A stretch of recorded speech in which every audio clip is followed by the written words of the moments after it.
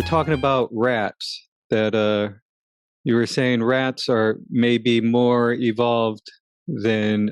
Was it more intelligent or more evolved than humans? What was that? It was dolphins. Yes. Rats and then humans. And then humans. I got a part of it from watching reading the Hitchhiker's Guide to the Galaxy. Ah, yeah. He said that dolphins were the most evolved species on the planet. And if you look at rats are what a lot of human experimentation they go on. So when they experiment with drugs and cosmetics, they use rats. And also a lot of our waste in the cities is eaten by rats. So they know about how humans live and how they discard their rubbish. And maybe if you look at it the other way, they know more about us than we know about them. Yeah, that makes sense to me. Because I'm just checking Facebook. Yeah, so yeah, that makes sense. They're able to. I mean, I think that animals can communicate to each other. It's sort of, I guess, in the DNA, some of this stored history or memory, I guess, is passed down. So they're telling the other rats, the baby rats that come up, they already have this information, and I was watching something where they hooked up certain things to the rat brains, and watch as when rats go around, the house or apartment, and they'll see a piece of food, but they won't eat that food right away. So they'll essentially scout out the location. So they'll go past the food, and what they're doing is they're recording everything that's there along the way. So if anything changes, then it's going to freak them out, and they're like, "Oh no, like there's something suspicious going on." So they're really smart, and they probably also know that we're doing this test on them, putting the thing on the brain. And also, even in human interactions, when somebody does something to you, it says more about them than you. Ah, yes. Oh, here's Tanisha. I'm just gonna bring her in.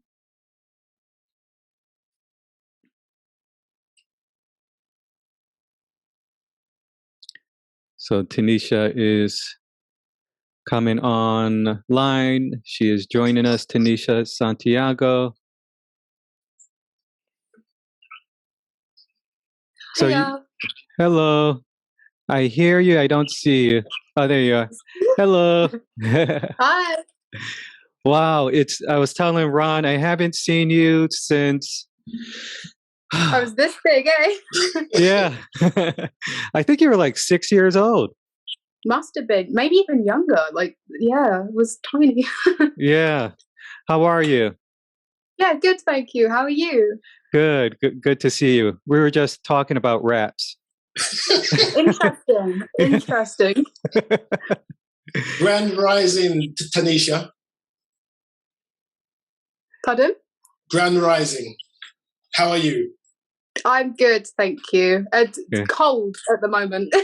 Oh, okay. So I thought we'd start off with, would you like to play some of the flute? Yeah. Okay. Yeah. So we will mute our side. Okay. And whenever you're ready.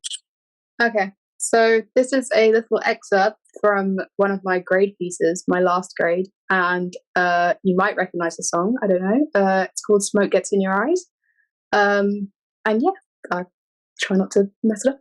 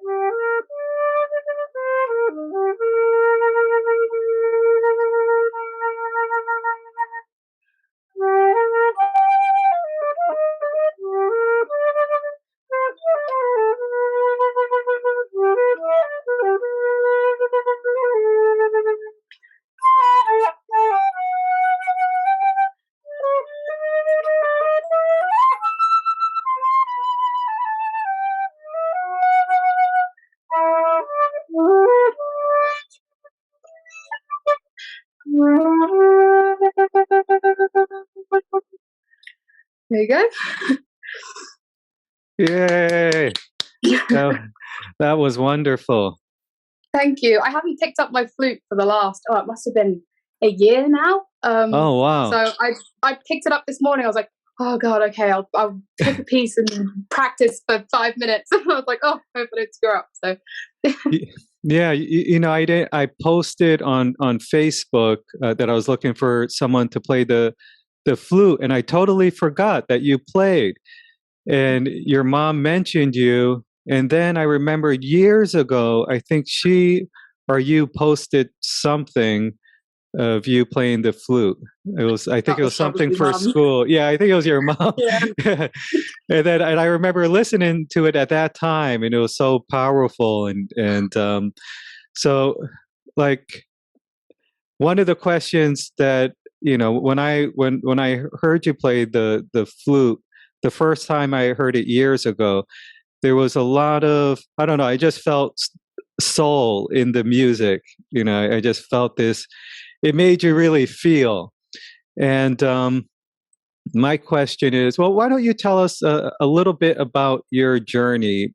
Part of the reason why I wanted you to, besides playing the flute, that was the initial reason. But then, as I told you in that message, when I think about you, I think of someone who has persevered through, struggles and frustrations and medical issues, and you're still living and doing the things that you want to do for the most part. I mean, I don't know the whole story, but that's the impression, I got. So I was wondering if you could share a little bit about your background with, if you can go into the specifics of it if you want. You don't have to, maybe some of the pain that you do live with and some of the medical issues, and how has that influenced your perspective in life, and what ways has that, like, what do you find in life to help to deal with these things, to, I don't know if deal with these things is the right word, but like an outlet or some way to channel the frustrations and the difficult emotions and things like that. So, well, I was first diagnosed with health issues. I don't even remember it. It was just before my 3rd birthday. So it's kind of all I've known. And I think in a way that's been beneficial to me, because I know my mum also struggles with health issues, and hers didn't kind of come until she'd kind of been working, she'd had me. And I think that's quite like a big change to adapt to living with something like that. Whereas because I've had it since I was so young, I haven't had to adapt as much. I think I've always known being ill as kind of my first, view into life. So I think that did help. But if it can help, I suppose. But No, I was diagnosed with juvenile arthritis when I was 3, which a lot of people don't realise. Small people can get arthritis too. It's not just old people. I think a lot of people think, oh, arthritis when, you know, your grandma or your granddad is, you know, walking around hobbling on a cane. But yeah, no, children can get arthritis too, teenagers, adults of any age. So I was diagnosed. My mum realised that there was something wrong when I was kind of kamikazing across the carpet and couldn't crawl. I never had a crawling stage. I kind of just dragged myself on the floor. And it took mum kind of 1.5 years for someone to listen to her. And then eventually she managed to get a rheumatologist, who's the people who deal with like joints and things, to have a look at me. And he was like, oh, yeah, she's got arthritis. So since then, I've kind of accumulated different diagnoses. When I was younger, I was then diagnosed also with some eye conditions that come along with the juvenile arthritis. So I've got uveitis and glaucoma, and they kind of cause issues with my eyes. And I've been a four eyes since I was kind of 4 or 5 with big gold glasses. Yeah. And I've just got contact lenses. So yeah, but I've had those issues. I've had surgeries for that as well. Like I know a lot of my classmates when I was younger, I would have been like maybe 10 when I went in for an eye surgery, and all my friends were going, "Whoa, what's this? What are they doing?" And I said, "Yeah, they're going to do this to my eye." And they were like, "Oh wow!" And all my teachers would be like, "Oh, you're so young." And I always get that. I get that a lot. It's, "Oh, you're so young." But you'd be surprised the amount of people my age, even when I was younger, who were going through the same thing. And I think it's just not kind of spoken about as much, and it's not brought into awareness about you know, young people can be chronically ill too. I think in the last kind of few years, a lot of awareness has grown on that with social media. It's got its downsides, but a positive thing is people my age, teenagers, young adults, have, you know, created platforms to spread awareness about these things, which is nice. But yeah, over the years, I've accumulated more diagnoses of various degrees, and at the moment, I've got a list as long as my arm. But some of the things, I've obviously still got the juvenile arthritis, which I'm on infusions and injections and all that. I won't go into it. But different medications for the eye problems are still there. I've also got something called new daily persistent headache syndrome, which no one has heard of, not even my neurologist. And he sent me off to a specialist, and he was like, "We don't know what's wrong with you, but we'll just stick this label on it."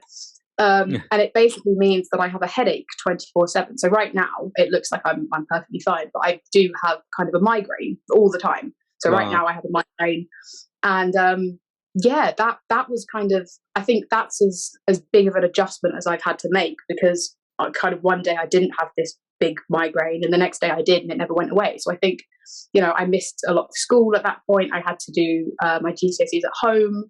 And then integrate back into sixth form for my A-levels. And I think that was kind of the biggest change that my health made me go through, in terms of like, okay, you've got this thing and now we've added another thing. And so I've got that now. I got Botox injections for that a couple of weeks ago, and my friends were like, "You're getting Botox? You don't have wrinkles." And I was like, "Oh yes, it's just that glamorous lifestyle." But no, unfortunately not. That's the headaches. But it does mean that I won't have as many wrinkles, which I'm not mad about. There are perks to being ill. But yeah, no, I've kind of learned how to do things differently. And yeah, a lot of things. I mean, even things like at school, I'd miss a lot of school. I'd spend 50% of my time in and out of hospital. So I'd miss a lot of lessons, or maybe sometimes even whole days, because some of my specialists are in London. So to go and see them, we'd have to travel, and then that would kind of, there's no point in coming back for kind of the last half an hour of the day. So I'd miss whole days of school, and I kind of got very good at independent learning from a very young age. So I'd do all my learning at home, and Mum, bless her, she's an angel, would help me and go through all my workbooks. I think she learned algebra the same time I learned algebra. And yeah, kind of independent learning was a big thing, because again, some teachers were lovely. They'd, you know, send emails home, and they go, "Okay, this is how we do this," and so, you know. But then some teachers just wouldn't bother, and they'd be like, "Yeah, this is the work. Go have fun with it." So yeah, I had to learn to learn on my own, and that then came as an unexpected benefit when I ended up having to do my GCSEs at home. Most pupils get 6 hours a day ish at school. With my tutorer, who they'd sent via the council that they had to send one. She was lovely, but I only got 6 hours a week with her. And everyone else had 2 years to do their GCSEs because I was in hospital for a lot of it. I don't think I ended up getting back to school until kind of a year in. So I had a year to learn all of my subjects and then only 6 hours a week. And I think that's when the independent study really came in handy, because then I managed the GCSEs and moved on to my A-levels. So, it's just different ways of doing things, I suppose, and finding things that you can do rather than things you kind of can't do, which I'm still guilty of, wanting to do something, I can't do it because I'm not this and that, and dwelling on it. And I think it's perfectly healthy to do that. I think you should feel those emotions and be angry and be sad, because I think there's no point in trying to hold that back, because it's to your detriment. So I think the key is to feel those feelings and say, no, I'm angry, I'm frustrated, I'm not happy about this. And then just go, okay, I accept the fact that I feel that way. Now what can we do about it, kind of thing, which is why I got into music as well. A massive part of my life has been music. A lot of that I can do. I couldn't really do sports. I don't think I would have been a sporty person anyway, to be honest. But who knows, in another life. Well, you did horseback riding. I did horse riding. That's which is amazing. I sucked royally at sports at school, but that was the one thing I could say, yep, I can do that. That's a physical activity. But with that as well, as I was younger, I think I had more problems with my joints. Now I have more problems with my headache. But there's always going to be times that I say, oh no, I can't go riding because something hurt. And I think, again, when I was younger, I used to get a lot more frustrated about that. I think now I've kind of got to the point, I still get frustrated, that's normal. But to then go, okay, I'm frustrated, it's annoying, but okay, what else can I do that even, is it just kind of horse related kind of thing? Like, what can I do? I kind of made a special, my yard, my stables near me, they're brilliant. The ladies who own they're God-given. And they let me come up and just maybe, groom a horse, or just have a pony cuddle for half an hour if I can't come up and actually work or ride, which has been brilliant. I know not everyone gets that opportunity. So it's been great. And things like my music as well. I originally, when I was younger, was going to play the violin, which I think Mum is quite pleased that I didn't come home as a beginner with a squeaky violin, keeping everyone up half the night. But at that time, I think we started learning instruments around the age of 7. I think it was primary school. The music department came in and went, okay, pick an instrument. And at that point, that's when I picked the flute. I think when I was 7, I was kind of like, oh, it's shiny. Yeah, we'll have that one.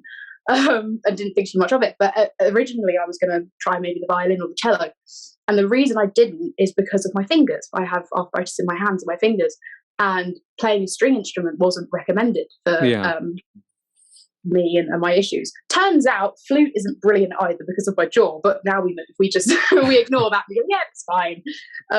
But that's why I started playing that. And I have issues like my fingers will get cold and achy, so moving the buttons gets a little bit difficult, but we get past that by wearing gloves. And like I rocked the whole kind of emo fingerless gloves for a bit because they worked my hands warm and they were fashion, so it was kind of 2 in 1. Just trying to find ways to adapt to what I'm doing so I can still do things. But maybe I just have to do them a little bit differently, which sometimes gets looks and stares. I have to use a wheelchair sometimes, which throws people because they'll see me walking one day and then they'll see me in a wheelchair and go, oh my God, what's happened? Have you broken something? And I'll be like, no, I'm just having a rough day. I need to use my chair. And it takes the whole explanation of, oh, well, I've got this. And sometimes, and there's always you'll be in the train station and I get stiff a lot. I've also got something called hypermobility, which means things are too stretchy. A lot of children will have it. They'll have bendy limbs and all that. They call it double jointed sometimes. But my hypermobility syndrome actually causes pain and causes things to dislocate and sublux and things. So a lot of the time I'll get really stiff and I'll kind of look like an old woman hobbling about. So sometimes I'll be using my wheelchair to rest, but then halfway through I'll go, oh, I really need to stretch. I really need to get up and walk around and stretch things. So I'll get out of my wheelchair and the amount of stairs, and they look at me and go, hang on a minute, she was just in a wheelchair and she couldn't walk and now she's walking around. And you'll get some funny stares, some funny comments. And I think that's the difficulty of being someone who's kind of in the middle and isn't in a box necessarily. Also as well, there's a whole invisibility thing, like invisible illnesses. to look at me, I, look like a normal, funny-looking teenager kind of thing. You wouldn't suspect that I'd have anything necessarily physically wrong with me. But under all of that, I'm in pain all the time, and a lot of times people don't necessarily realise that. And I think, like, if you want to ask for help, both like for mental help, things like therapy, or even just physical help, going to see your doctor and saying, okay, this hurts, this hurts, this hurts. And I think because I've been doing it for so many years, I know a lot of people say I'd make a brilliant actress because I can kind of click my fingers and pretend I'm perfectly fine. I've kind of gotten into the art of doing that, especially with people I don't feel as comfortable being vulnerable around. I'll kind of go, yeah, everything's fine, I'm perfect, kind of thing. But then that can become a problem because people don't then take you seriously when you say, no, I am in pain. Or getting mental help, they'll look at you and go, oh, no, you're fine, you seem to be coping. And I'm kind of like, well, I don't feel like I'm coping. So there are times when that happens. And even things like going, again, to public spaces and using the disabled toilet, for example. I've been shouted at, basically, from toilet staff at our local train station because they've gone, no, you're not disabled, you can't use that toilet. And it's kind of like, what do you want me to do? Kind of detach my arm and give it to you and go, there you go, okay, now can I use the toilet? Because they think that you need a big labour, unless you're in a wheelchair or using a cane or whatever, that you're disabled. And I have to kind of politely explain. And bless, that day, there were so many people coming to my aid, just random strangers, which kind of makes you appreciate that. I know you were saying in your message about the sense of community. It was nice that in this day and age when everyone's kind of in their own bubble doing their own thing, it was nice that when I was having an issue there, I was almost in tears because I needed to go to the loo. I couldn't use the other toilet because they get far too low down for me and I can't get up. It's a whole mess. But this guy was like, no, you can't use it, you're lying. And all of these lovely strangers, complete strangers, going about their commute, then gathered around and said, no, excuse me, sir, disabilities can be invisible, and started kind of advocating for me. And that was really nice because you don't see that all the time. And I was quite touched about that. And I did eventually use the loo, if you were wondering. But just things like that, it can be a bit of a nightmare. But again, you just find your ways around it, I suppose. I think some people might call me determined, some people might call me stubborn. But that is one thing that I think I wouldn't have had if I maybe didn't have all these issues. I am very determined, and if someone tells me I can't do something, that just gives me fuel to go, okay, I can do it, kind of thing. Because my teachers said to me, there is no way you're going to get your GCSEs. And at first, they were only going to give me kind of the basic core English, maths, and science. And I said, absolutely not. I want to go to university. You're going to have to give me a bit more than that. And I pushed and pushed and pushed, and I managed to get my higher English, higher maths, triple sciences, and Spanish, and that was as much as I could get out of them. And they were like, oh, we don't think you... And I had 6 months to do what they'd done in 2 years, and with only 6 hours a week, and I managed to get A's and A stars. So that, if you could call it stubbornness, but that's, I think, one thing that, and again, to my detriment sometimes, because I will push myself too hard and I'll end up paying for it. Well, that's one of the questions I want to ask you is, do you think because you said, there's certain things you may not be able to do, and then you choose something else, but you talking about all the things you do, it's like you could be at home playing video games, but you're doing so much. Do you think if you didn't have these health issues, if you'd be doing as much? It seems like you have such a full life, and you're challenging yourself.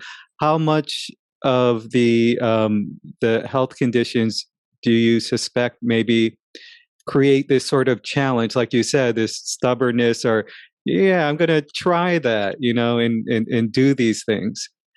So it seems like a blessing as well. Yeah, I don't think I would have done half of the things that I've done now. I do think stubbornness, determination, it's just, you've told me I can't do it, or someone has said that maybe this isn't a good idea. So in my stubbornness, I'll go, oh, I'll give it a try then. It's definitely kind of put that challenge aspect to life. And I think as well, it's kind of, if I get an opportunity to do something and I'm not sure whether I can do it, I'll always try, because I kind of I know what it's like to not have that opportunity out of no fault of my own, in the sense I don't have a choice that I can't do that thing. So I think if I get given an opportunity to do something, I jump on it, because I'd go, yes, I have the choice to do this, so I'm going to at least try. And if it doesn't work out, that's okay, we move on. But if it does, I found something new. And I've also got new opportunities from being ill. I mean, you find weird places that you know, I had a set route on life, and then someone went, oh, why don't you try this kind of thing, and it's taken me down paths I don't think I would have done if I wasn't ill, because I've met new people. So yeah, definitely. You sort of embody this. One of the themes Ron and I talk about a lot is going into, we call it the black hole of I don't know. So that space of uncertainty, which it seems like you've been going into, and you know, most of your life, this place of, well, I don't know how it's going to turn out, but I'm just going to jump off of that ledge and take a risk and see what happens. And I mean, how much of living with these health conditions and has it, you just seem like a person with really great inner strength, and it seems like you gather your sense of self from yourself, because you've had to, because you have your own unique way of showing up in life, you know, whereas someone else may just, well, I'll follow this path, you know, and I'll just do what this person does, and a lot of times what happens is one ignores their authentic expression, whereas it seems like for you, you've had to sort of rely on that and get, I mean, has this helped you to connect more with this inner strength, this unique, authentic way of being? Yeah, absolutely. I mean, I do obviously have occasions where I kind of lose that sense of self. And like I say, I had a very, very big fear of the unknown when I was younger, and I still do occasionally. And I'd hate change. I'd hate kind of going into something and not knowing. But I think because of all of my illnesses, I've been forced to do it. I have no choice, because, you know, I don't know what's going to happen tomorrow. Every morning I wake up and I don't know where my pain's going to be, if something's flaring, if, you know, I have a migraine and I can't get out of bed. So every day I wake up not knowing what's going to happen, and I could spend the day and be absolutely fine and go Christmas shopping, or I could end up in accident and emergency because I have like an asthma attack or something. But I honestly have lived life now every day not knowing, and I think that's kind of given me reassurance almost that that's okay. We can, you know, we don't know, but that's okay. We'll just go where the river takes us, kind of thing. And I think it's through the force of having to do that I've been able to kind of get that strength and find myself. And at the end of the day, the only person you have is yourself. So if you can't be yourself and find strength through that, you're going to struggle, because, you know, if you hold on to other people and you go, okay, I'm going to use this person as my anchor, this person as my other anchor, if these people disappear, which oftentimes, you know, being ill, you lose friends, you lose family ties, you lose people you talk to and connections, then you're left without anyone. And thank God I've got a rock in my mum, because she's absolutely brilliant. I cannot say enough good words about her. But you also need that inner strength, because at times, you know, no one's going to know what you're going through. Even people who have the same illnesses as you, they don't experience exactly what you're going through. And that's true for everybody. But especially when you're in pain, it can get difficult to go, oh, no one else gets it. No one else understands what pain I'm in. And when they say, oh, why don't you just do this? Why don't you just do that? They don't understand that, no, it's not that simple. And I am in a lot of pain right now. So I think being able to have a conversation with yourself almost is quite nice. And I think at first I was scared of that, because I thought I'd look like I belong in the loony bin, literally talking to myself. I've been there. Yeah, no. I honestly have conversations out loud with myself sometimes. I must say, it's like, if people would see me now, they think, oh my word, what is wrong with this one? But it's true. I mean, like, again, I've seen it more now because there's such a big presence on mental health now, which is brilliant. But people will journal or write things down. You know, bullet journaling is a massive thing now, and it's essentially the same thing. It's having a conversation with yourself, and kind of talking to yourself and finding your inner strengths and inner weaknesses and working on both of those individually. and then using that to then face the unknown as such. Because if you don't know, you kind of can't change it. My mum always used to drill into me the Prayer of Serenity, and kind of, it's a massive, huge thing in this household. Is it the Serenity prayer? Like, God grant me the serenity? Is it that one? Or okay, it's that one. Yeah, it's because God grant me the serenity to accept the things I cannot change, the courage to change things I can, and the wisdom to know the difference. Yeah, I love that one. And I myself, I'm not like hugely religious in the sense that like I don't go to church or anything. I kind of label myself as a kind of agnostic. I'm not sure, but I do love like looking at these, and it interests me looking at different religions, looking at different like the things like Prayer of Serenity and things like this, because Mum is a Christian. And it's really helped. Kind of that mantra as such has got me through so much, because it's kind of like, okay, why waste energy on things that we can't change? It is just pure. And my friends get so annoyed when I say that, because they're like, oh, well, I'm going to stress about this anyway. And they And when I was younger, I used to say the same thing to my mum. I'd go, oh, what do you mean accept the things you can't change? Oh, I'm going to stress about it anyway. And I still do. But it's nice to be able to repeat that and go, okay, I can't change this. Nothing I do is going to change it. So I'm just wasting my energy and wasting what I could be doing on something that I can't change. So, okay, recognize that this is a thing. This is happening. Leave it alone. We can have emotions about it. We can be frustrated or angry or sad or upset about it. And that's okay. Feel those feelings, but then channel your energy and channel all of that energy into something positive or something you can change, or things that will impact that later on, things like that. I gotta say, I'm just feeling so envious now that you're way more. I'm like 3 times your age, and you're way more mature. I have my moments. You have so much wisdom. Oh my gosh. There was something else. And Ron, chime in. Whenever you want. Yeah, it's just Tanisha. It's just I'm really in awe of the maturity and wisdom. So, and just that you're able to sit there and look at the frustrations, look at the anxieties, look at what's going on, and not let it kind of control you, but to see the feelings as they are. And I think that's an extraordinary, even like kind of superpower, a gift that you have at such an early age. You. And even in that, as Ade says, we can spend decades working on this. Mm. And the fact that you do that, it's extraordinary, because I think as well, for other people to see you, it's such a lesson for us all as well. That you're able to come across, to have these illnesses and live in pain, but to see it. And there may be days when you're down, but you see the downness and you still do it anyway. Yeah, and I find that's really extraordinary and beautiful, and it's a kind of a spiritual way. Human, you're fully human. You've embraced the good, you embrace the not so good, but you're still living. And what Ade and I talk about as well is we're always learning. Absolutely, yeah.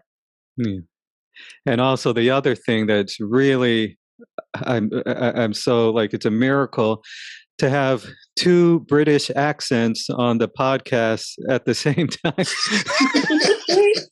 Yeah, you're the odd one out today, I'm afraid. But just have to take a breath sometimes. The theme is seeing, and something that you said was sometimes people don't see, because a lot of your pain and the health issues are the term invisible, because other people may not be able to see it, and therefore they may say, hey, just do this or just do that. So they're not having that experience, that direct experience that you're having. And, they're looking at it from the outside.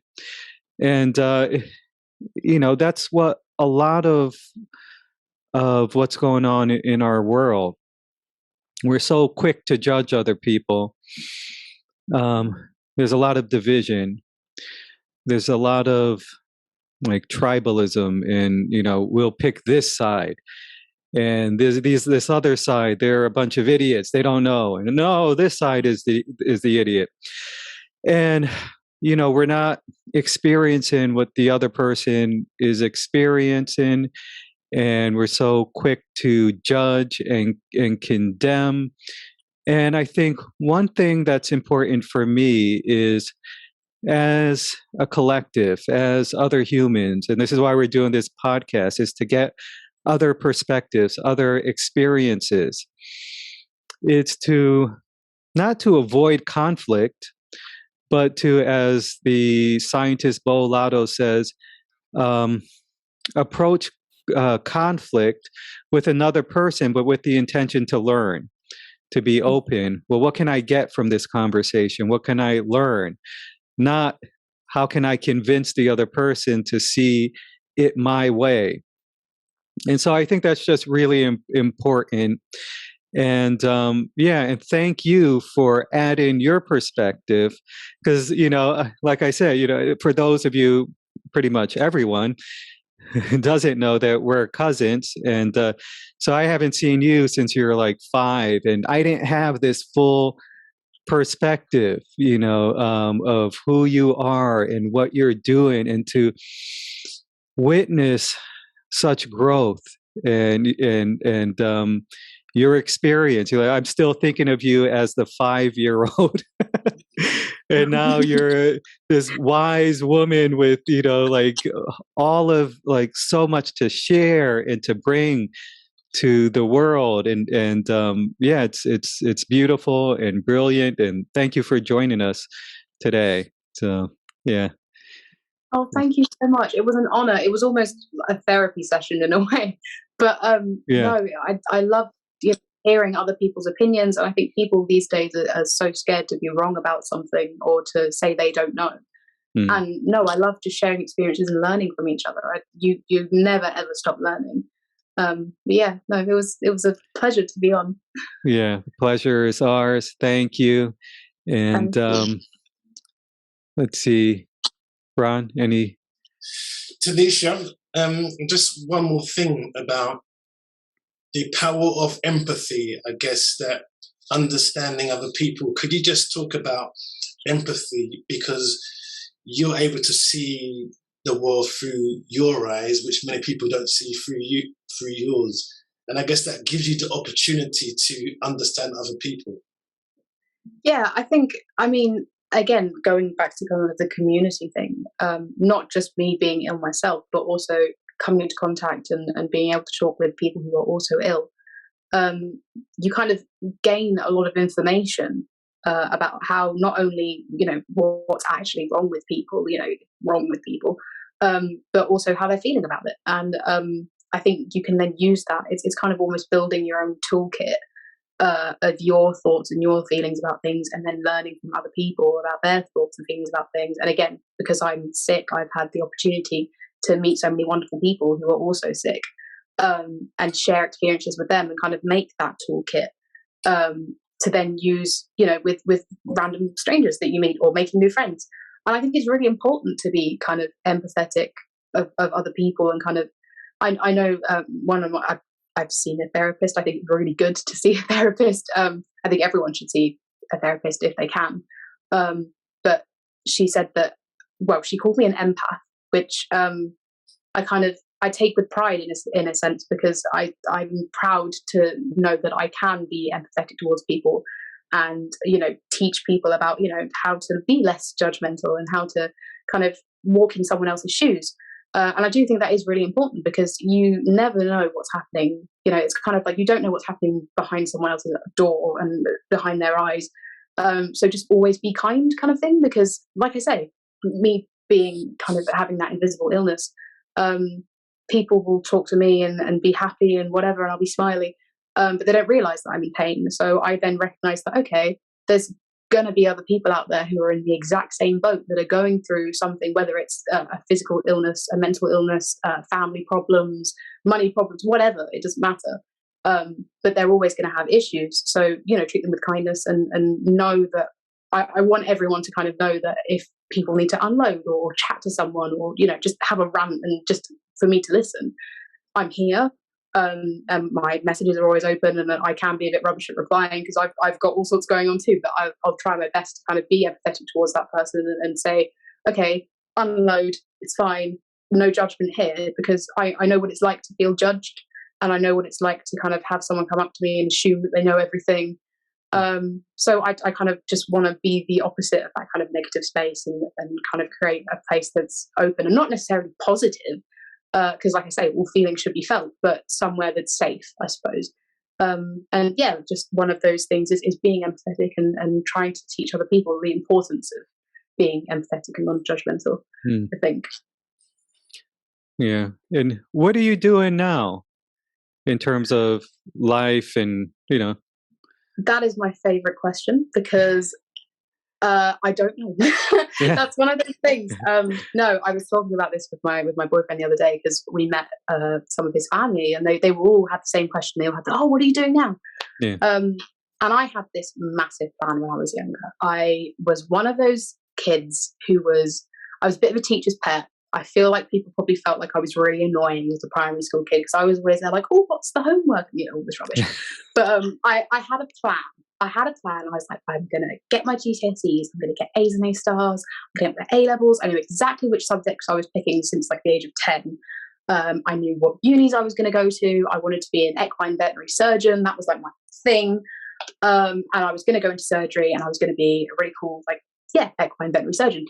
And then I very, very quickly learned that is not the case at all. Life does not pan out the way you want it to. And the forces decide to just throw a load of stuff on me and go, no, that's not the path we're taking today. And through that, I kind of had to learn to adapt. As the wise Bear Grylls once said, improvise, adapt, and overcome. And kind of go through life going, okay, let's not make a plan just yet. So I did my A-levels.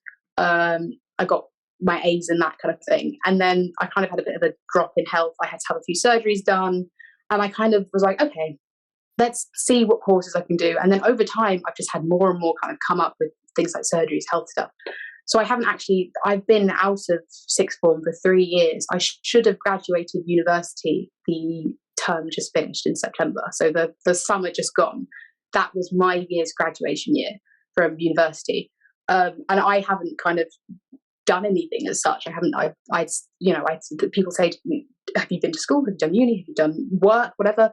And I kind of have to go, no, I haven't really done anything. But then again, kind of through that year, even though I've had kind of surgeries and health stuff and spending weeks in hospital and whatever, I've kind of done little bits and bobs here and there. So kind of I joined, there's each borough in England has their own music service, and it's kind of a council run thing. And a lot of the teachers will kind of go into schools. They were the people who came into our school and said, look at these instruments, pick one. And I went, oh, shiny flute, let's do that, back in the day. But they also run after school clubs and things like that. So I then joined their kind of after school orchestra as a kind of young leader / staff / kind of plays whatever part I need to play kind of thing.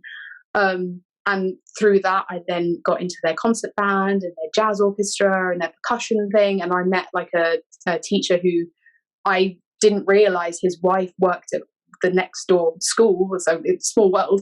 And we've become really, really good friends. And he's teaching me drums, which is great. I'm now in the percussion orchestra. We've got concerts going on. So I've kind of done that as well. I spent a lot of time at the stables, kind of doing horsey bits and bobs. Kind of online stuff, just learning as well, weirdly, random things, like you go down a rabbit hole on YouTube and you learn about like prehistoric sharks, which is something you'd like never, but you end up in that rabbit hole and you go from learning about like radioactive things to sharks to why the world is the way it is to why cats were worshipped in Egypt, that sort of thing. Like you go down that hole and you end up learning things. So yeah, I've just been doing that. And then also my boyfriend is a producer and he's another musical person. So he produces music. He's also got his own projects. He's an artist as well. And recently I've been helping him on things about that. We did a photo shoot and I got my proper DSLR camera out and took some photos for him. And I went on a work day with him literally the other day and filmed some behind the scenes for it while he was having his photo shoot and stuff. So I've kind of just been doing bits and bobs that my body can do and I can allow myself to do without kind of conking out, if that makes sense. And then also focusing on self-care and mental health, because I think after my A-levels, I did a big dip in mental health, and I didn't, when you get so negative, you forget to look after yourself in not just the mental ways, but just the physical ways, things like brushing your hair, taking a shower, doing a face mask, that sort of thing, lighting a candle, reading a book, that sort of thing. And I'd really fallen off that train because I had so much time put into working that then over the years, I've then had to kind of gather that all back up and go, okay, let's make a plan and kind of do my little daily routine to help me feel better, which in turn helps with my illnesses and coping with those and my medications and all that. So it's been kind of a big journey. And to what I don't know, people say, do you know what you want to do next? And the art of my life is saying, I don't know. But I'll take whatever comes at me and whatever opportunities and pursue things that pop up kind of thing. So a lot of I don't know. The I'm still learning and the I don't know. Yeah. It's a running theme. Oh, before you leave, just some comments from Facebook, because we're on Facebook Live. Your auntie Lydia said, "Great to see you, love. Your performance was terrific." This is all from your aunt. I'm so proud of you, Tanisha. Holly Robinson, that's my cousin, said, "Bless you." Michael Keefe? That's my boyfriend. Keith. Okay, am I pronouncing it? Keefe, okay. A hand clapping and a heart, and proud of you. Aw. So, again, thank you so much for joining us today. This was wonderful. Thank you for having me. Thank you very much. Yeah, so maybe you could join again sometime. Yeah. Absolutely. It's been a pleasure. Same here. Take care. You too. Bye. Bye. Bye. Bye. Okay. Ade. Yes. What a remarkable conversation. She's like a force. Yes. Yeah, a force. Very inspirational. And to be able to go through these things and also speak so honestly and openly about it. Yeah. I think we're very fortunate to be able to have these types of conversations. And she's picked up at such an early age as well many of the concepts that we've spent weeks talking about, in our conversations.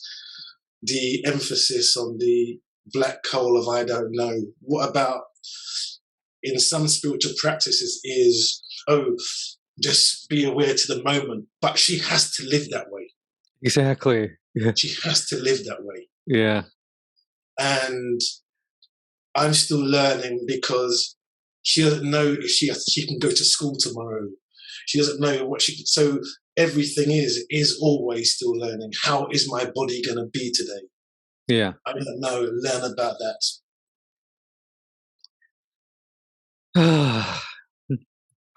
It was everything we've been talking about in our conversations. She pretty much encapsulated all of it. Okay, see you later, Anna. Let's go. And it just goes to show you that life can be the greatest teacher, but life, and also we have choice, and there's perspective, how we look at things, and there's support, as she said, support from her mom, support, I'm sure, from the different doctors and different ways that she got it, while also having to have, it's funny when she said, I talk to myself out loud. I think I probably tell you this, I've been doing this lately for a month. I go in front of the mirror and I talk to myself. And I have those thoughts. Maybe am I like, people are gonna think I'm crazy? And she's naturally has been doing this to sort of, um, the way I perceive it, to strengthen that inner resolve, and that to gain that sense of strength and sense of self from within, um, to trust it and to have that dialogue, rather than to be overly reliant on outside people, and who have their perspective and will say, well, no, why don't you just do this? Well, then you can, oh, well, maybe they're right. But your gut, your soul, your intuition is saying, no, like, this is right for you. And so she's having these dialogue, and I'm just like 44 years old, am getting in touch with this. And so one could look at the health issues as being, something that is a negative, or oh no, look at, she has to deal with all these things. But I see it as such a blessing, because look at where, isn't that what we're all essentially after? That there's a certain freedom there, although she may not be able to do certain things physically. There's a certain freedom to even to open to the emotions. And she said it so naturally. Like, yeah, I just feel whatever is here and process them. And yeah, some things I can do, and there's other things I can do. And yeah, I don't know what's going to happen, but I just still do it anyway. you know. Yeah, she said, even though she said there are some things she can't do, she left the door open in that I don't know what's going to happen tomorrow. Yeah. So maybe tomorrow she might feel a different way. And I think so, no door is ever closed. Opportunities in different forms will arise. Meeting different people. And you know what's really interesting as well? When she said that when she wanted to go to the toilet, and it was complete strangers who supported her. Yeah. And how important that was. So when we meet people on the street, we don't know who they are. We can have profound effects just by simple things. Just by giving it support. Now, these people, we don't know who they are, but today on this podcast, they were remembered. Today on this show, they were spoken about. And the fact that she can recall it means something really extraordinary, that their simple gesture became something humongous. And that's just helping someone go to the toilet. Yeah. Yeah. And it goes back to the theme of seeing. So to get outside of maybe there is, or like if you walk around Manhattan, there's something called like mob mentality, so one person may say, you may see a homeless person or someone begging for money, and one person may say, oh, look at them. I've had people say this to me, like someone would ask me for money, and and then they may ask the other person, and then when they leave, the person standing next to me will look at me and like, oh, look at that person, kind of. And that's a perspective. And I can tell, I wonder, do they really feel that? Or is it just that it's become the norm? This place of where they feel this safety and connecting with me, what I may feel is acceptable. Like I'm supposed to put on the mask and, yeah, look at, this person must be, which I didn't do. You know, it was like because I saw that, and you know, we can kind of get stuck in that sort of bubble. If we can take a pause and step out of that for a moment and really feel like and that, like, going back to what Tanisha said, like, go within, you know, how do I really feel about that, you know, and that's where you can get in touch with the empathy, instead of sort of um mm, I think a good deal sometimes we just ignore that empathetic part. We don't allow ourselves to feel it. And we don't know another person's story. Yeah. We don't know how that person got to that place. You know, lots of us have been fortunate to grow up in a house with running water, with parents, go to school. Yeah. And we don't realize, because maybe where we live, how for some people that is extraordinary. Mm-hmm. That is huge. And, you know, walking past that person, you may not give money. That's how you want. But if we're there without the judgments of why they're there, because we don't know. Mm-hmm. And that person could be a master at something. Yeah. It could be extraordinary. In fact, you know what? Let's take away could be a master or extraordinary. There is no human being that's not extraordinary. Yeah. Is there? We can all do, but just that certain circumstances that we've gone through have put us into situations that we are now. Mm. And Tanisha's way of looking at things, you know, seeing from a different perspective, and maybe seeing that in the other person. Yeah. And for that, we have to, if we do that ourselves, we have to bypass our prejudices, bypass our concepts and ideas, bypass what we think we know, and just stop and look for a second. Yeah.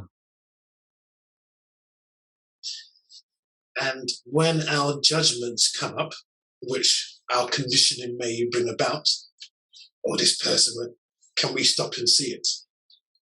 Just like Tanisha said, the frustrations come up. Can we stop and see it? Yeah.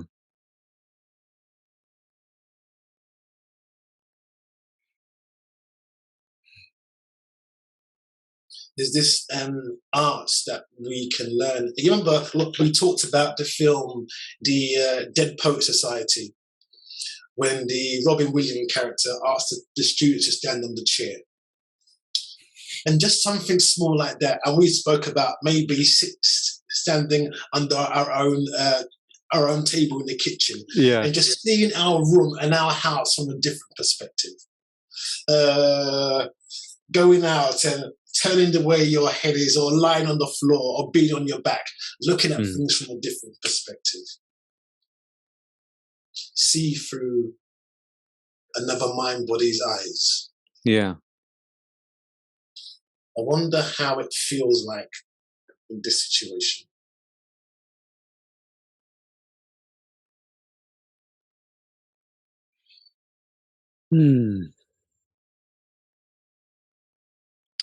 And we have plenty of opportunity to do that with ourselves too.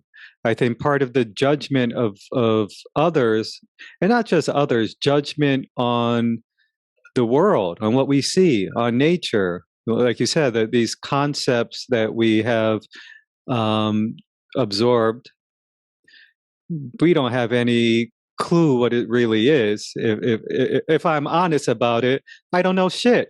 You know, I was sitting out in nature the other day, and I just realized before I would say I don't know, and it was an intellectual sort of masturbation, but the other day I was in nature and I said, oh, damn, I really don't know.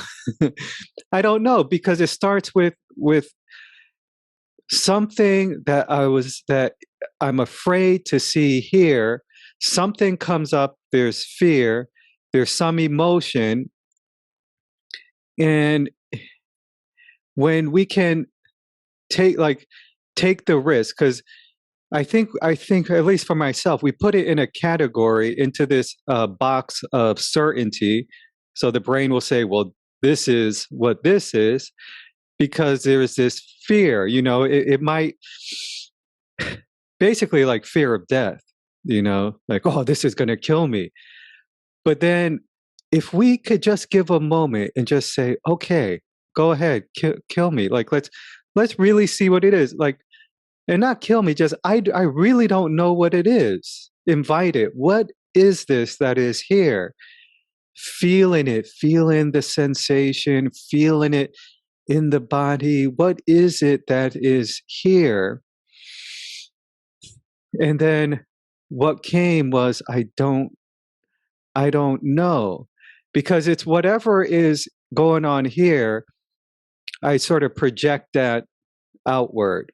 Whatever mechanism is working within here, I use that with the so-called external world. And I use the phrase so-called deliberately, because what is the internal and external? I don't know.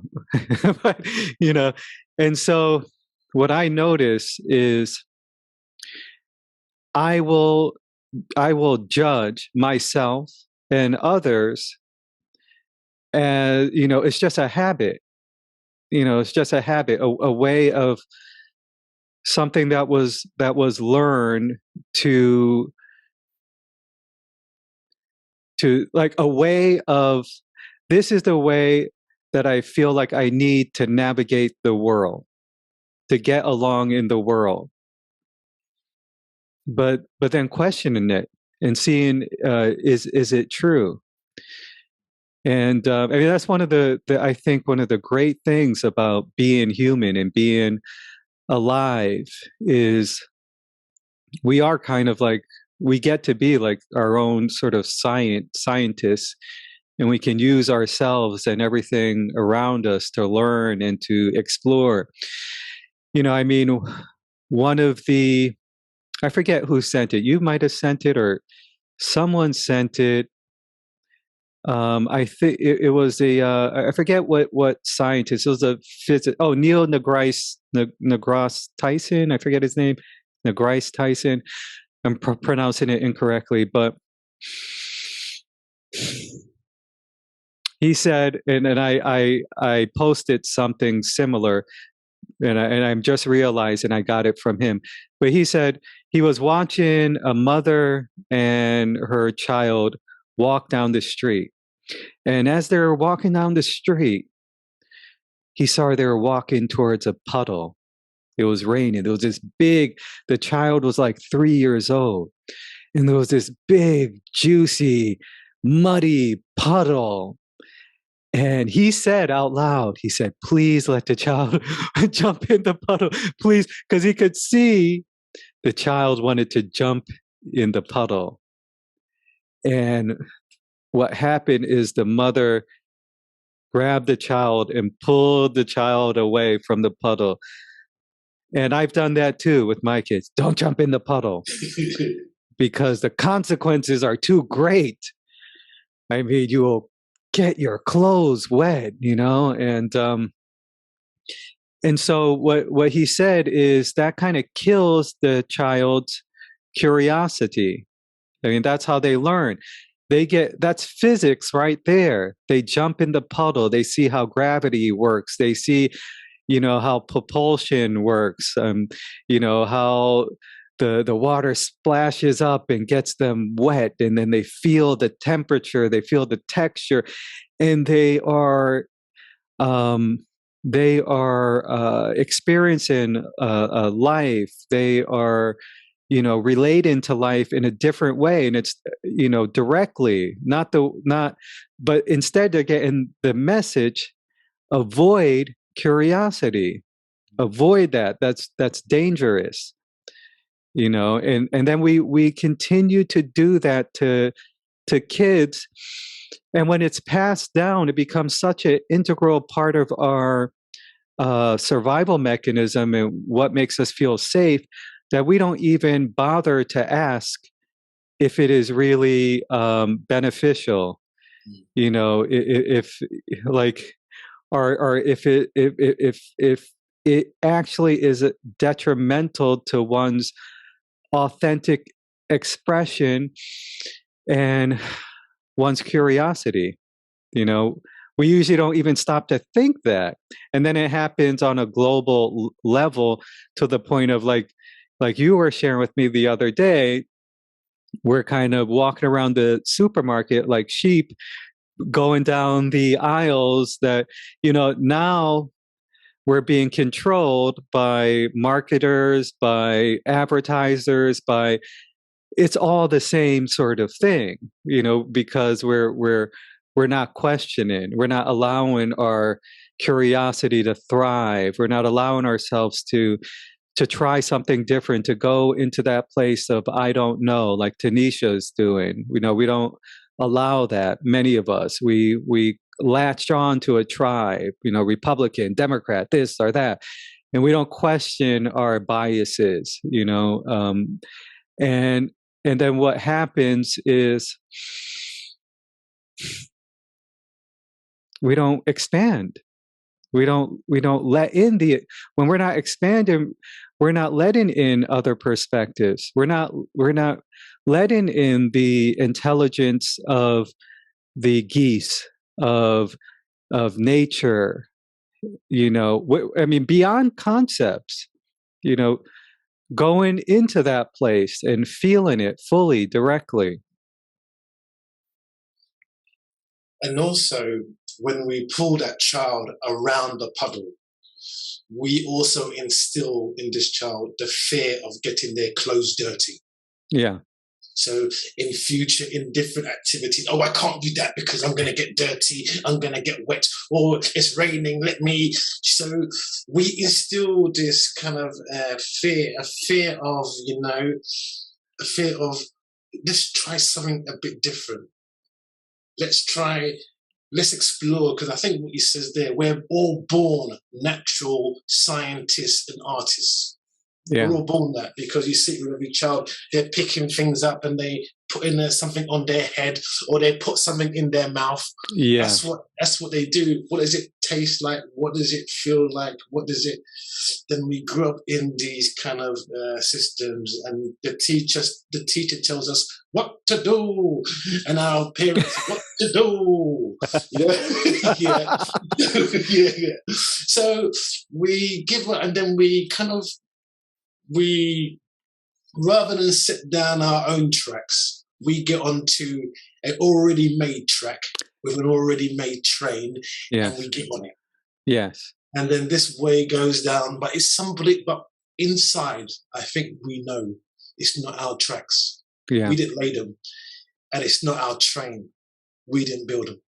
And it's somebody else's. Yeah. And the driver is somebody I don't even know. No. So, can we get our own tracks, get our own train, and drive the train ourselves?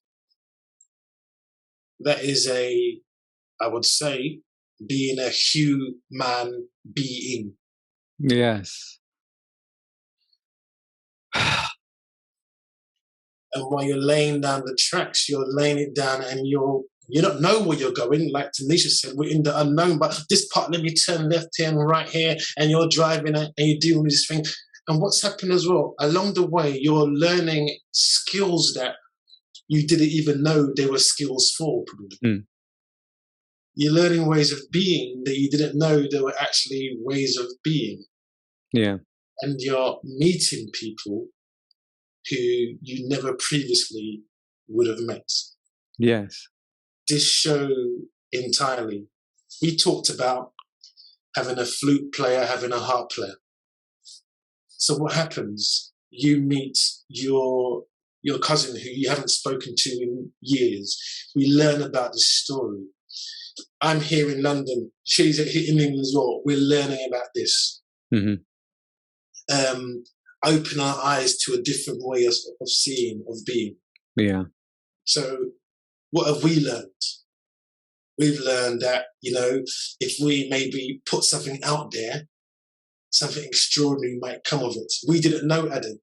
We didn't know what was going to come, who we were going to meet.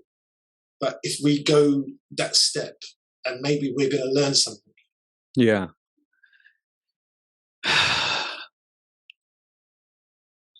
So let's go next time. And when we're doing the mundane tasks, let's go to the supermarket, and we talked about taking a meditation. Let's do it in the supermarket and look. Let's not go down always the same aisles, picking up our cookies or our biscuits. There's something else. Yeah, let's go down different aisles and maybe even stop before you go in. And let's look. Yeah. See the different people. Notice the person, the cashier. A lot of times, we see these cashiers, but we don't see them. We go past, we don't see them. Yeah. They're invisible. It's probably that if you was to ask 100 people, the cashier who took their produce and their change, they probably wouldn't even know what their cashier looked like.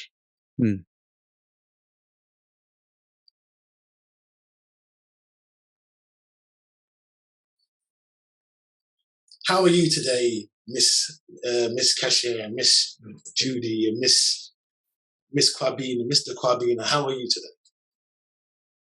It's a tiny thing, isn't it? Yeah. But it's extraordinary. It is. It's seeing.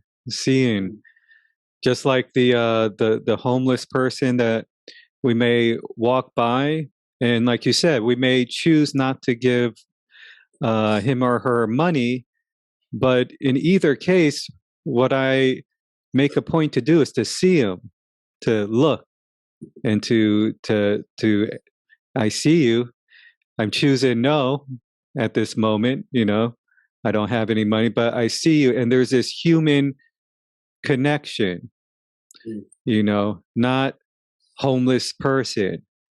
There is this feeling like there is connection, and a lot of times that's what a lot of people in terms of a good amount of people that are homeless, they have dealt with some of them psychological issues and excuse me, and things like of that nature, but a lot of it there was drug use and things like that, and usually when someone is dealing with addictions and things of this nature, they have experienced trauma.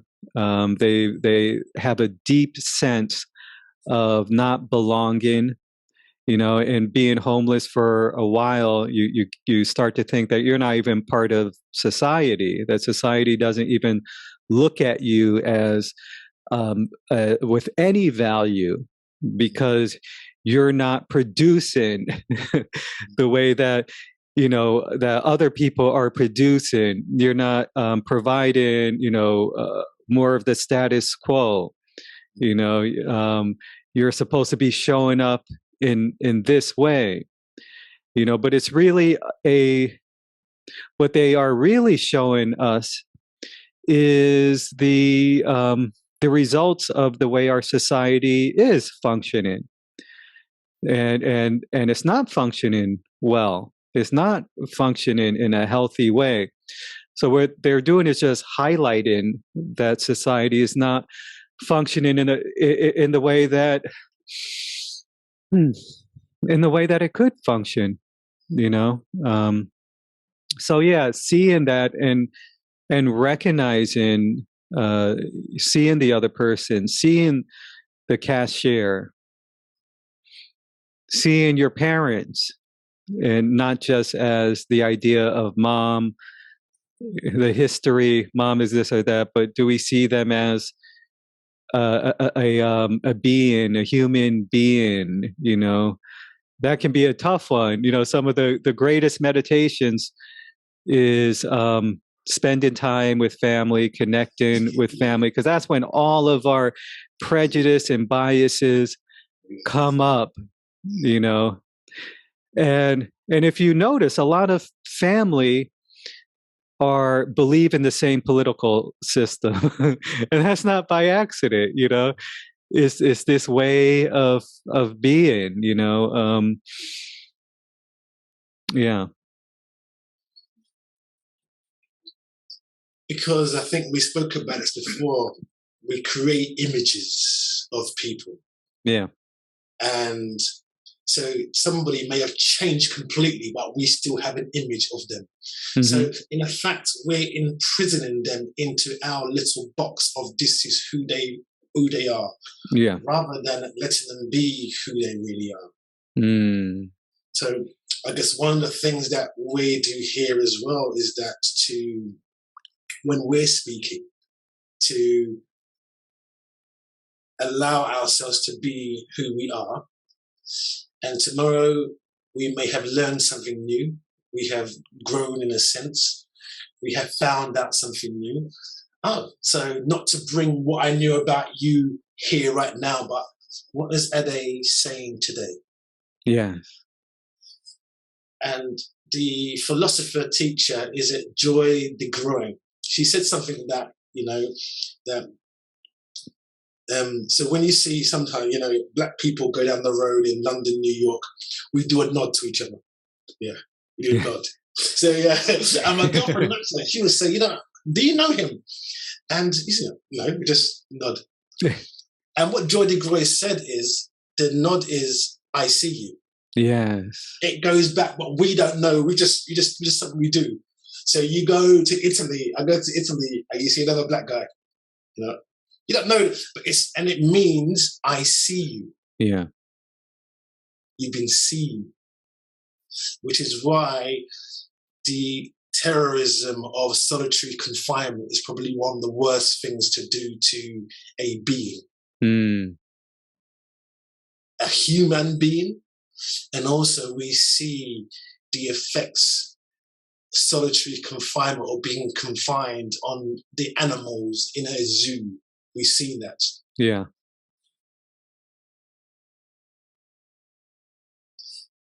I think we're mind bodies that designed to be seen and appreciated, and then we look at it and we see the connection, and then there's actually oneness in how we coordinate ourselves in this life as an actuality, not as a concept. Yeah.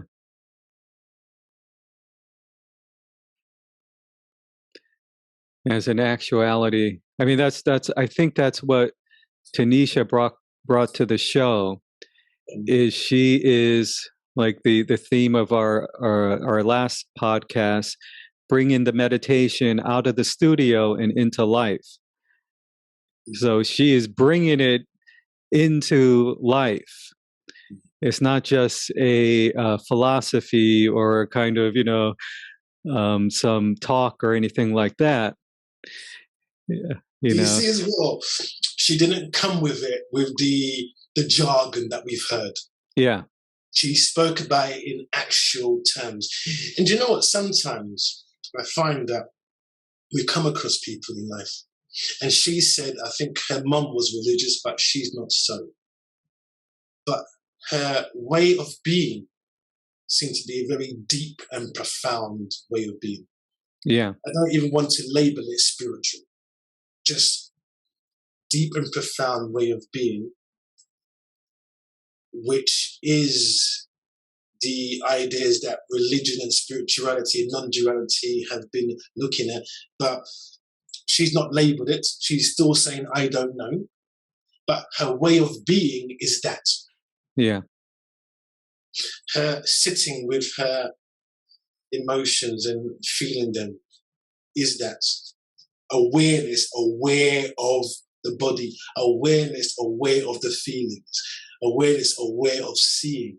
Yeah. She didn't put it in those ways, but she did it as an actuality in her life. Yeah.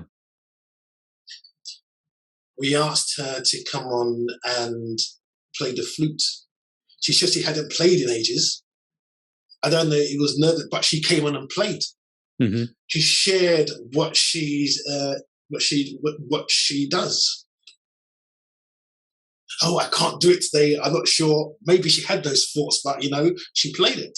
Yeah. What a wonderful way to also bring something fresh into what we're talking about as well. Yeah. So can we look at ways of seeing? Can we even be aware of seeing itself? You posted something and it says that our eyes have been tuned into this kind of three-dimensional reality. Maybe we're not seeing all that's out there. Mm-hmm. Maybe be aware of the actuality of seeing. Being aware of hearing. Being aware of touching, feeling. Mm. Being aware of being aware.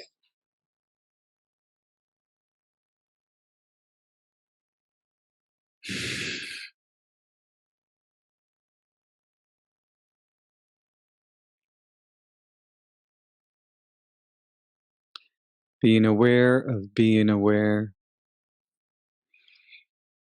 And this morning, I will say this now. So yesterday we had this conversation and you will do some chanting. Yeah. And I sent you a voice message. Mm-hmm. And this morning I wake up and there's this thing that you've posted with the geese. Yeah. And I just don't know how you even did that. Yeah. And it's just, we had this conversation and it comes up and then you put it together and it comes in a way that I had never even dreamed about it because we were just speaking, having a conversation. I left you a message. Yeah.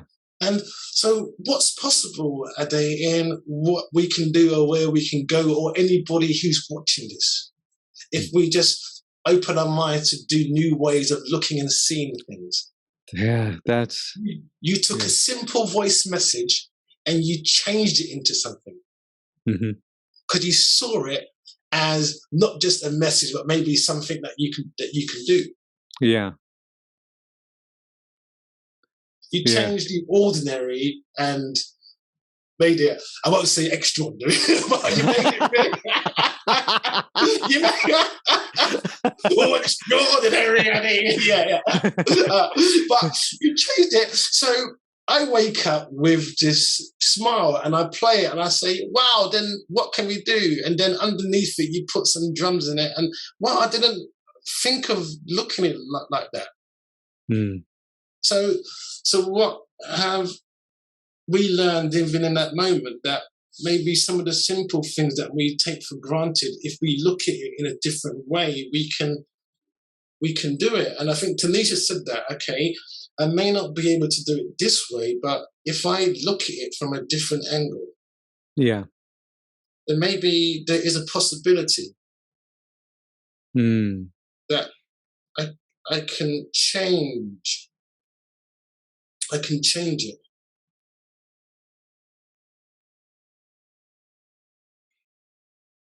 It's, yeah.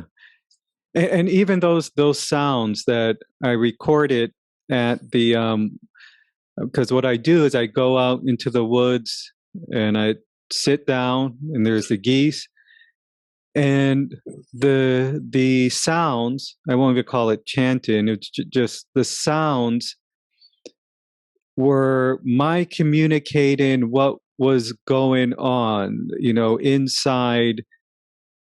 It was a communication. See, what I got connected with at that moment was, I always thought I had to communicate a certain way. Growing up, people said, Ade's very quiet. He never talks. My dad used to make my older brother, take me out to hang out with him and his friends to get me out of the house. And my brother would complain and say, well, Ade just doesn't say anything. He just kind of stares at the ground. And my teacher said, well, is there something wrong with Ade? He doesn't speak in class. He just sits under the teacher's desk. So, and then, my dad being a professor, reading tons of books, he communicates, and being a type A personality, he communicates in a certain way. And usually sons, they try to like mimic their parents. So, this feeling that there is a feeling that I'm supposed to express and communicate in this way. But it always felt like it was a struggle. And then my solution to the struggle was, or my answer to that was, well, it's because I haven't read enough books. I need to look up, I need to do this and that and the other. But then when I was out there in nature, what was coming out was, it felt like the most natural way of me expressing. And I don't know who I was communicating to. Obviously I couldn't like sit, in a podcast, just make those noises or at a job interview or whatever. But I just realized this is my way of communicating. It felt like I went back to that place of when you're a child and you don't have words and you're like, ga, go, go, ga, ga, ga, just making these noises. And then we feed them words. No, this is that.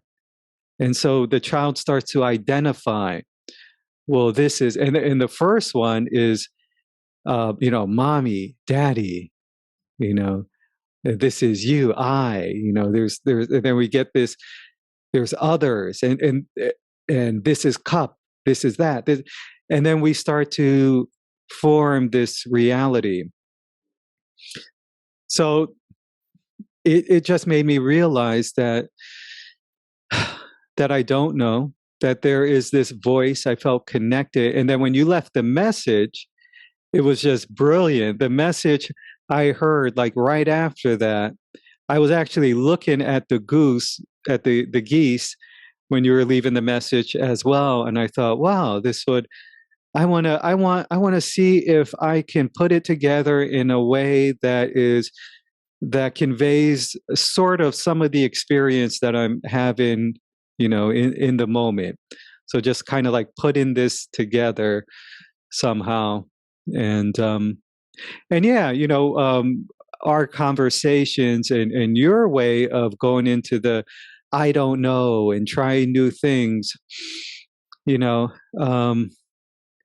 before the thought was, I need to do things that are acceptable as a form of expression or a form of art or a form of creativity. It needs to fall into this category. So I started questioning myself, well, where are these prejudice coming from? Like this way of looking at art, of looking at it, at the way I express. And it's not, I wasn't born with it. It was something was passed down, something that I learned.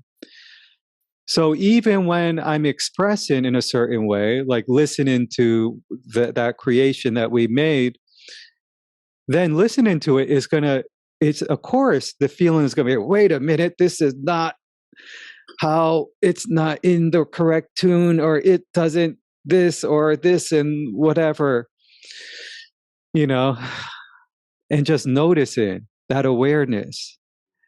So, okay, well, that's there, that's that. What I'm noticing is the judgment, what I'm noticing is these biases, so, exploring something new, exploring something, fresh, just for the sake of when my kids create art and create and play, it's not doing it so that they get a pat on the back necessarily, or until they learn that you can get a pat on the back, then they do it for the approval or a pat on the back. But we teach them that in school with the grading system, with the competition, with all these other things. But animals, look at how animals play. They just play for the sake of playing. That's how they go into the I don't know. That's how they go into that place of uncertainty, There's a book I read many years ago. It's called Punished by Rewards by Alfie Conn. And it talks about how when we give gold stars, stickers, the medals to children, it actually restricts them, and they then do the task for the gold star and the sticker, rather than doing the task for the sake of doing the task. And we grew up with that, and then we still like our stickers and medals, but when we get older, but we call them different things now. We call them OBEs or CBEs or knighthoods or the gold medal. Oh, that's our sticker. Yeah. So we still like stickers, So, and I think so. Rather than doing it for the sake of doing it, so if you play the guitar or you produce some art, maybe it's not about wanting to be in an art gallery. Maybe you just like to paint. But of course, the first person they say to you, "Oh, are you going to put that for sale?" And exactly. You know what? You might do, but in this moment in time, I just like to paint. And even if they did put it for sale and no one bought it, that's not a failure. Yeah. The fact that you created something and you pull it out there, I would say, firstly, is an extraordinary success. Mm-hmm. That's a lot that more than many people do. But we don't know what's going to happen to it in that painting in 10, 15, 20 years, or the person next to it hasn't come yet. The person who's really going to enjoy it, we haven't met them yet.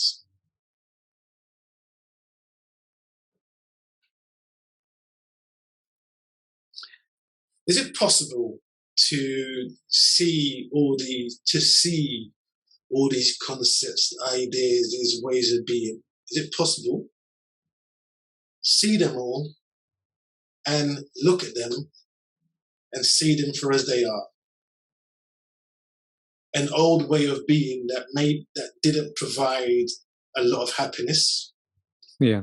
A source of much trauma, a source of much destruction in the world environmentally. Can we look at it and see, rather than hang on to this old way of being, say, you know what? Some of the ideas and concepts didn't serve me, doesn't serve the human being at all. Didn't serve my inner spirit, my inner tuition.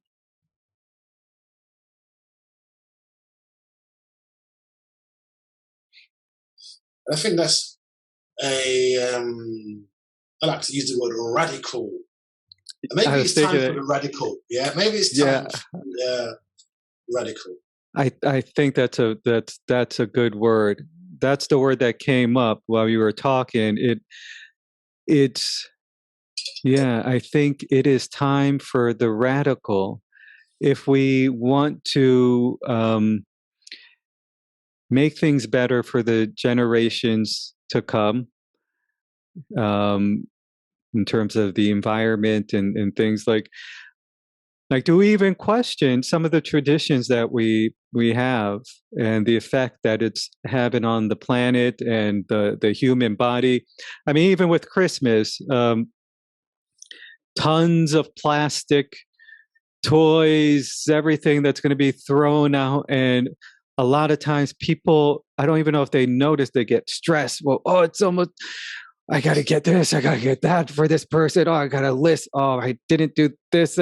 Like just the stress and the pressure on the body and everything else. Not that we shouldn't have occasions and holidays and things of that nature, but do we notice how it's been commercialized and how we're being influenced by marketing and everything else that's going on? But we just kind of, even the idea of sales, sales is the biggest illusion. That's the regular price. The sale is the regular price. If we look at sometimes the insanity of it, so a present's been bought, it's been wrapped up with care, you put it under the tree, which is in your house for I don't know why. The next morning, they unwrap this thing that took you 10 minutes and they throw the paper away. So this paper was originally part of a tree somewhere, which has been cut down, made into a ribbon and a bit of paper and coloured to go around the present. And it's used, really, so the only time it's used is the time the person picks it up to look at the present and notices the wrapping paper. So how long is that? 10 seconds in your hand, this paper for. Now it's thrown away and discarded. And I don't know about New York, but you go down London's streets on Christmas, Boxing Day, there's streams of paper sticking out of bins. Yeah. And it's the insanity. And the pressure and the stress that many people go through of getting this or getting that. Yeah. It really is crazy. Imagine two horses running together. Oh, I wonder what I'm gonna get you for Christmas. Oh, I can't get you that. I've got to wrap it up. Your oats. Let me get your oats and wrap them up, because otherwise it won't be a surprise if I don't wrap up your oats. We will say to the horses, "What is wrong with you?" Exactly. Yeah, and yeah. So maybe it's just I think when you stop,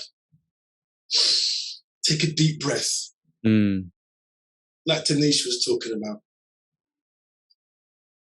See what comes up. See the things that we've been tugged to go and pull out to buy. Just like, the beep on the mobile phone. It's there for a reason. It's there to trigger. Yeah. I think it's the endorphins inside of you, so you go to the phone. If we can sit and watch, and when we go to a supermarket, sit and watch why that loaf of bread is on the third shelf from the left, it's there for a particular reason, to pull you in. To purchase it. Or we go to the checkout at the end and that chewing gum is there for a reason. Yeah. Those sweets, the little cars, the magazines are there for a particular reason. Placed there by a guy who's paid millions of pounds a year because he knows a particular colour, particular shape, a particular sweetie. If you're walking around with a child with you, the child might say, "Mummy, Daddy, can I have a sweet there?" And you and many parents, to keep them quiet, "Oh yes, here you are." And that guy in the marketing department on the 10th floor of wherever he is doing this. My job is done. Yeah. It is. I think the word that you used was great. It's insanity. Because it is destroying ourselves. It's destroying the world that we live in. But then we may say, well, this is the way our economy works. Where, I mean, at least here in the United States, we developed the model years ago. I think it was in the 80s. The consumption and throwaway model. So we need to consume This was the great thing that we came up with. We went through the Great Depression, and then there was an economist that came up with this idea, this model of living. So we need to pump a lot of money into the economy, create goods that people can use. They consume it and then they throw it away. So yeah. So it's reliant on us being consumers, which is destroying ourselves, because we're working our asses off to make the money. Then in schools they're teaching us to compete. So our sense of value, our sense of self. So the advertisers are saying we're not enough.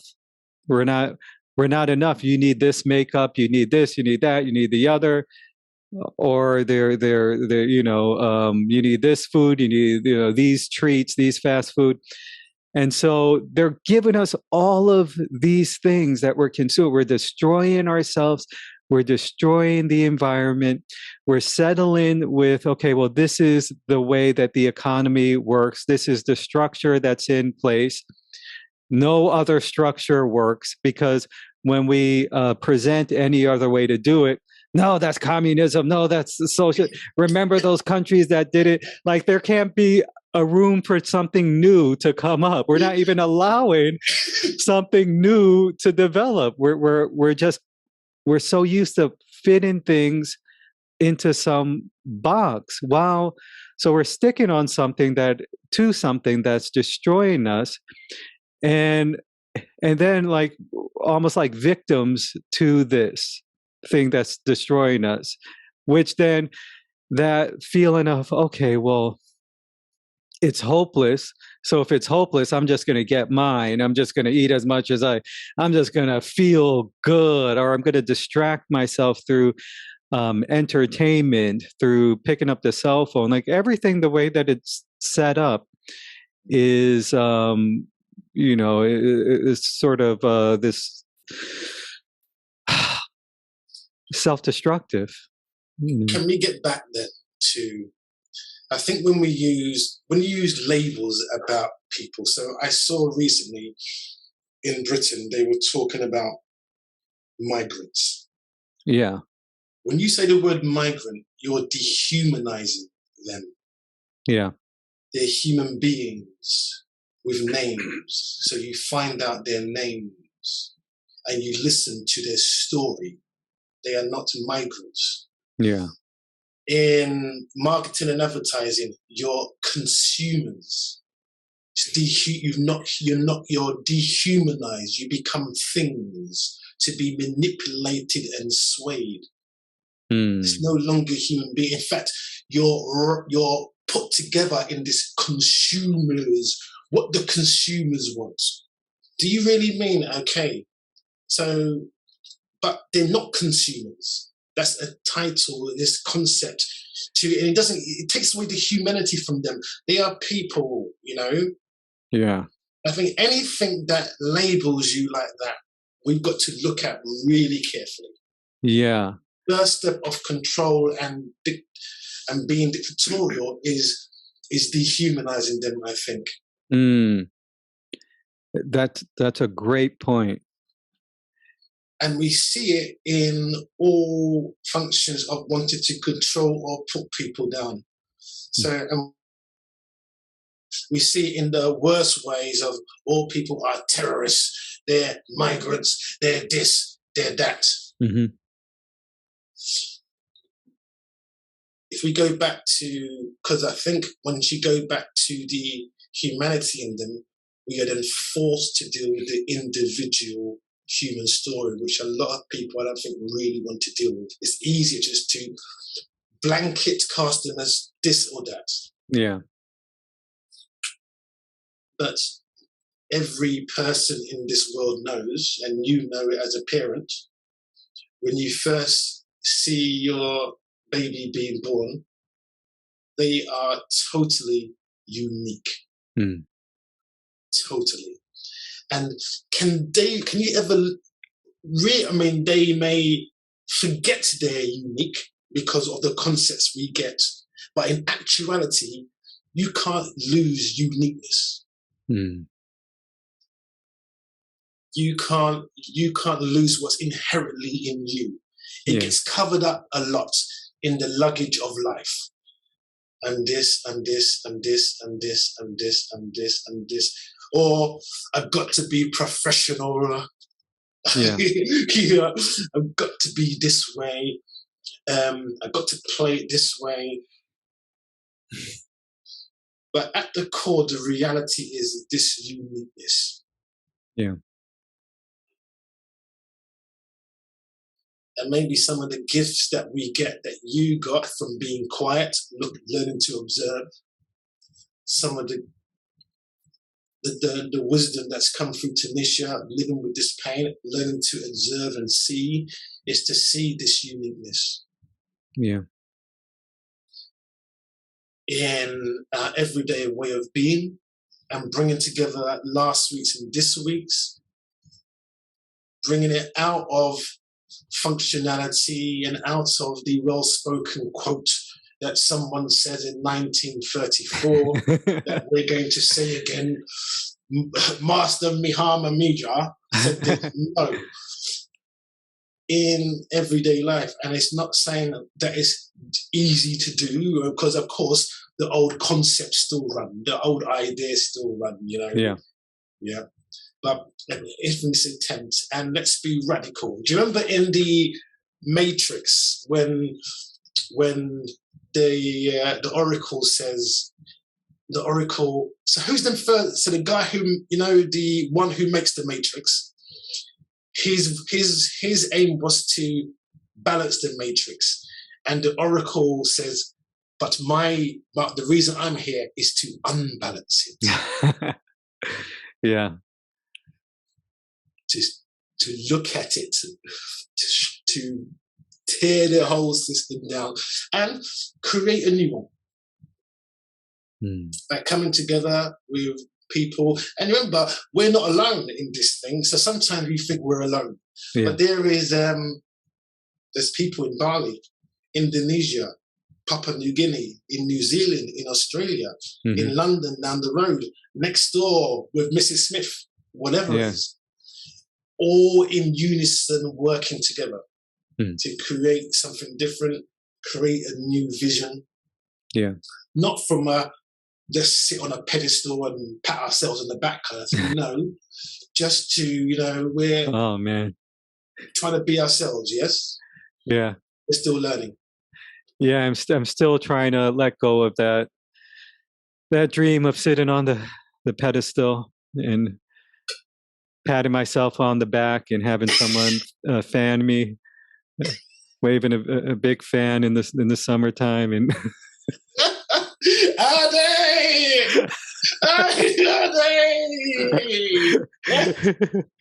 But it's, at one point, and this may be a good kind of good sort of preparation for our podcast for next week, which my dad is supposed to be joining us. He wrote an article, White Supremacy and the Autonomous Self.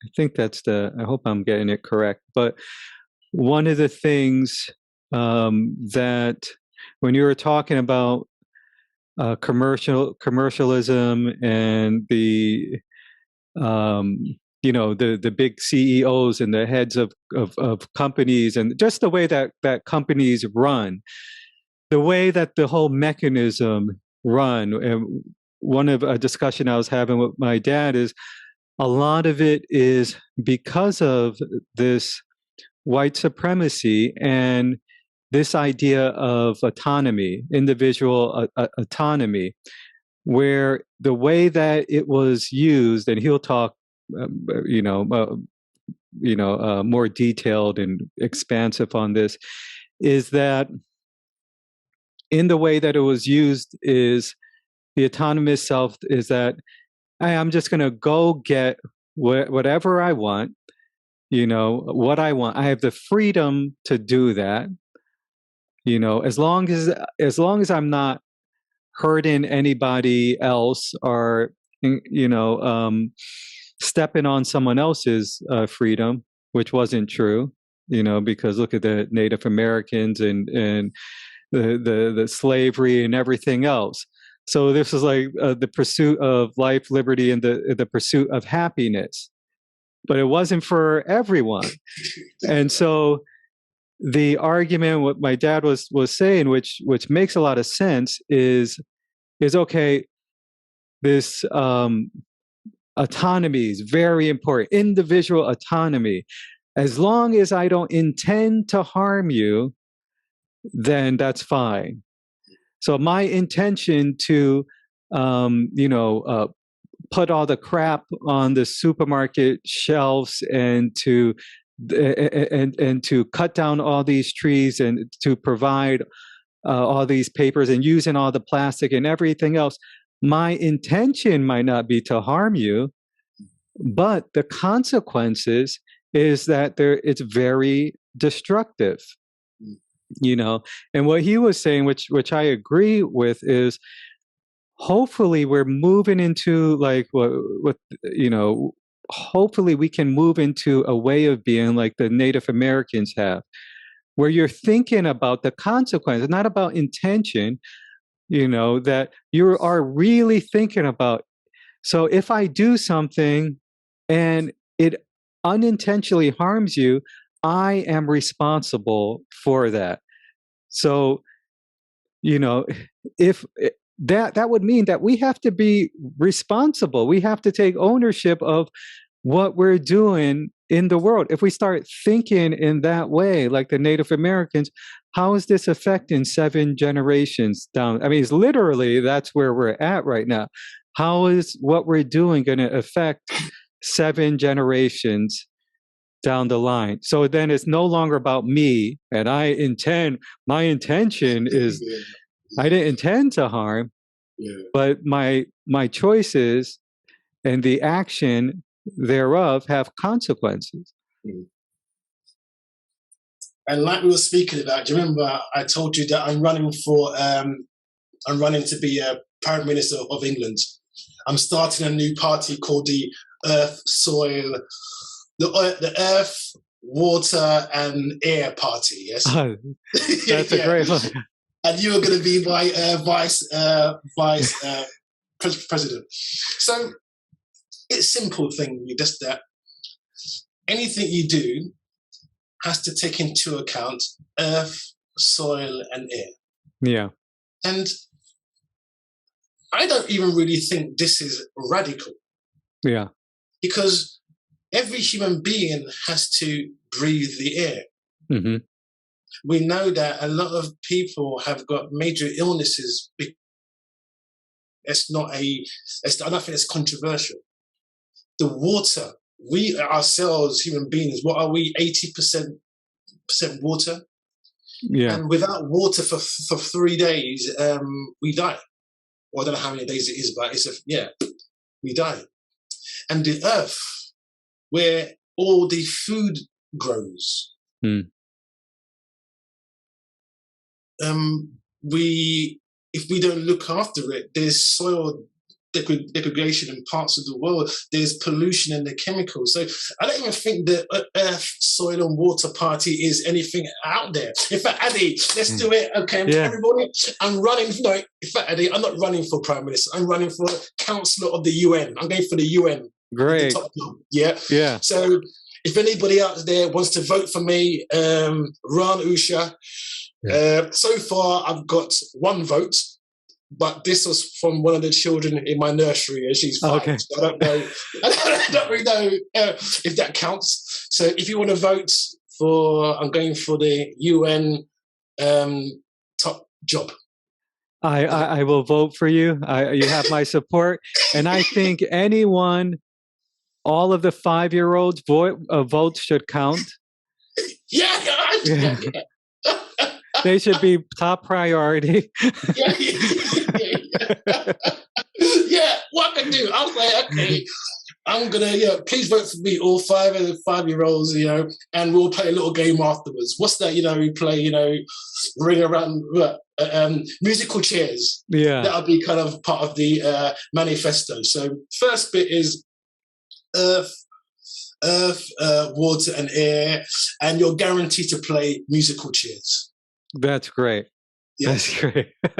And no one gets out. We just continually play musical chairs. Yeah. Even when we take the chairs away, there's millions of chairs, so don't worry, you'll always be in the game. And that'll keep us on our toes. Keep us in the I don't know. Keep us in that. Yeah.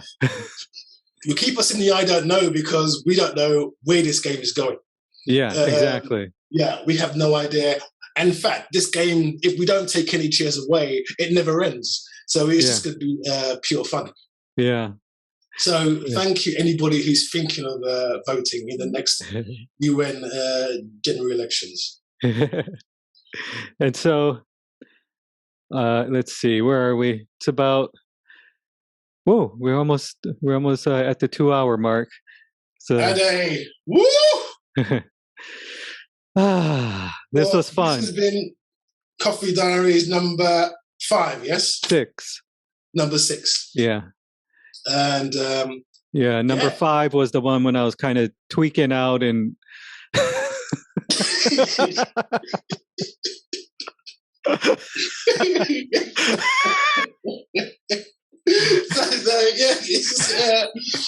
has been the Coffee Diaries, and Ade, please say thanks to Tanisha. I will. Yeah, I want to have her back sometime. That would be.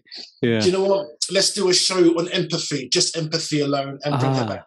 Yeah, that sounds great. And say thanks to all your cousins who wrote in questions. Who I feel like I kind of know. I see them, their names on the post. So thank you, cousins from. Yeah, there were. America. Yeah, there was. Tanisha said, so much love and loving these topics. High five. Oh! Yeah. And I think, I think Benita was watching for a little while there. Maybe we could convince her to sing for us one day. She probably won't, but we'll see. Thank you so much. This was a pleasure. Yeah. And thanks everyone on Facebook land. And we're still learning. Yeah, we're still learning. And thanks to the trees. This is the tree right here. As Ron said, you never know, your artwork may be valuable many years later. So I think this one would be a deal if you get it now for let's say $10,000, because once it's worth millions of dollars, maybe 50 years from now, keep it in your family, and you guys will be you'll be all set. Thank you, Eddie. Yeah. You know what? You never know. You never know. Your tree is getting exposure around the world right now.